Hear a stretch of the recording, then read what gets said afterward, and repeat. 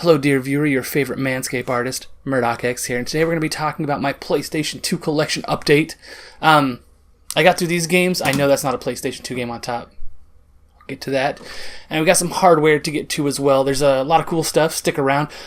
There's going to be a lot of talk about variants in this video. There's some interesting variants that I've gotten a hold of or that are in the mail or that I've discovered. So stick around. The very last one at the end of the video, my last item, that one's a strange one, so hope to see you there at the end of the video.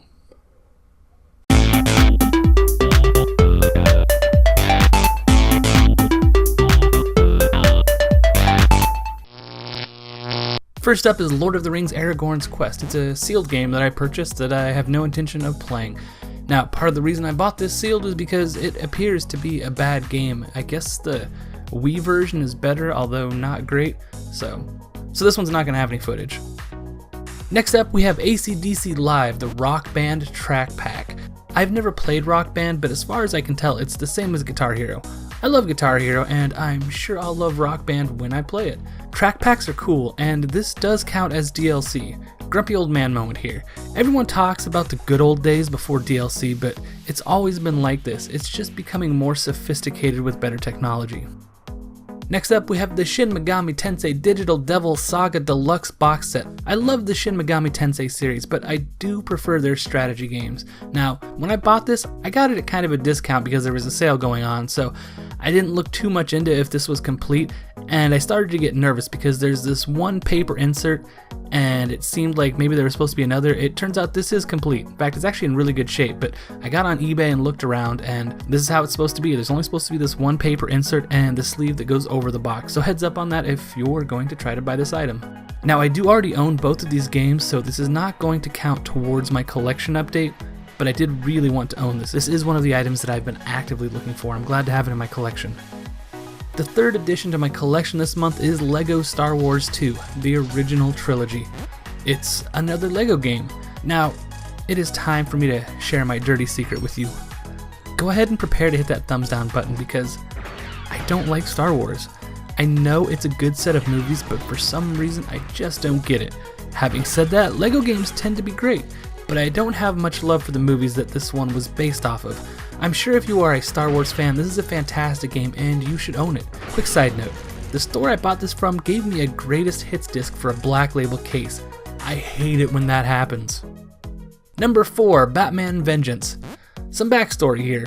Around a year ago, while digging through a list of PlayStation 2 games, I noticed that Batman the Animated Series got a PS2 game, specifically Batman the Rise of Sin Tzu. I love the Batman Animated Series, so I added it to my wanted list of games that I always look over when I'm at a game store. To this day, I have never been able to find this game at a store, but one day I did find Batman Vengeance, which is another Batman Animated Series game that I was unaware of.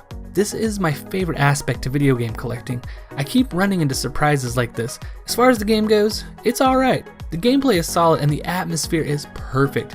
Batman has some great video games and I hope to dig into this game more in the future for a full review maybe. For what little I have played, I'd say it's worth picking up, but it's hard to find at game stores. One more quick story. I mentioned Batman Rise of Sin Tzu. I tried to order that game online once, but I was in a rush and accidentally ordered a GameCube copy, but an Xbox copy showed up. I don't even own an original Xbox. Keep an eye on eBay sellers and please make sure to leave bad reviews for the bad ones. It's getting difficult to buy retro games anymore. The fifth game added to the collection is Matt Hoffman's Pro BMX 2. I love the extreme sports games like Tony Hawk and even some of the knockoff versions like Disney's Extreme Skate Adventure, but I'm not super into Matt Hoffman's Pro BMX 2. It's a solid game, it really is, but I'm so used to the Tony Hawk feel that this game just doesn't sit right. I know it's a good game and I enjoy the stage design, but turning feels off. This is still a hell of a lot better than that Simpsons skating game though. I'm glad to have it in my collection and there's a good chance it will get played more. Next up is some hardware. This is the Hip Gear power stand for PlayStation 2 with power saver switch. This won't work with all versions of the Slim model, but it's nice having the power switch on here, sort of. I don't think it's saving that much energy, but the standing aspect is nice, and this X-shaped design is pretty fun. The sixth game added to the collection is the B-Movie game. I did a full review of this game already, so I suggest going back and watching that, but the short version is this.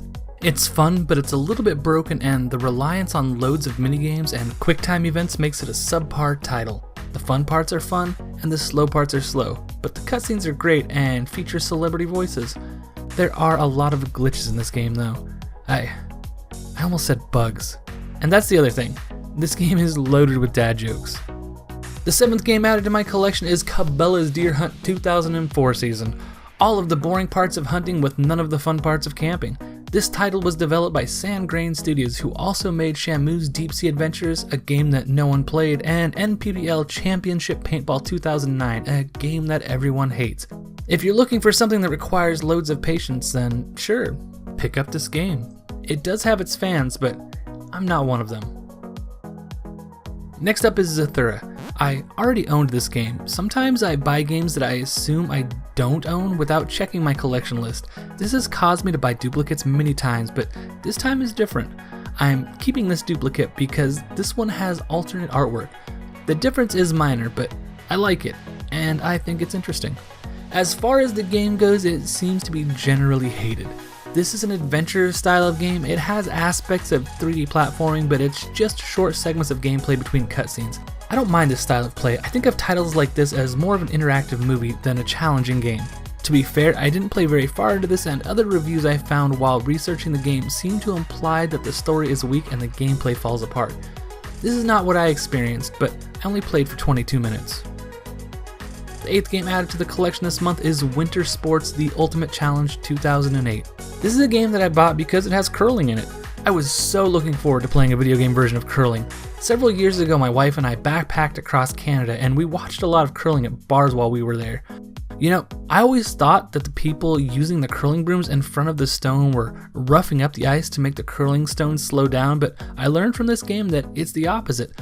That learning experience is the only nice thing I have to say about this game. It's boring, it's easy, it's confusing. This is a strange mix of crappy games that's not worth playing. Next up, we have the retractable PlayStation 2 Ethernet cord. It retracts, and it's an Ethernet cord. Ooh. Oh, look at that. There it goes. The 9th game added to my collection is DotHack GU Volume 2 Reminisce. This is the final game I needed to complete my collection of DotHack games. There are 4 games in the original series and 3 in the GU series. This is an expensive set to complete, as DotHack Quarantine currently sells for $142 and DotHack GU Rebirth Special Edition currently goes for $115.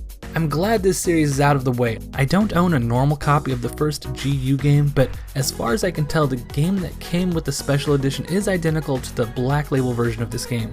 Oftentimes there's a letter P before the SLUS number on the side to denote that it's part of a bundle, but this isn't the case with my special edition copy. Also, none of these 7 games ever got a greatest hits variant, so I think I have all of the variants covered. Well, unless there's a case artwork variant out there, which is always possible. As far as the game goes, I haven't played it. I put it in long enough to get some footage, and I have to say I was surprised that you can start a new game with this second title in the series. There is an option to continue with your save from the first game, but I didn't mess with that. I have heard the DotHack games take a long time to enjoy because they don't click right away, so I do plan on going back and playing these at some point, but they're not high on my priority list. Oh, another quick note, the DotHack GU series was remastered and a 4th game added for PC gamers. If you want to play these, I'm sure it's much more affordable to do it digitally on the computer rather than picking up these games for the PS2.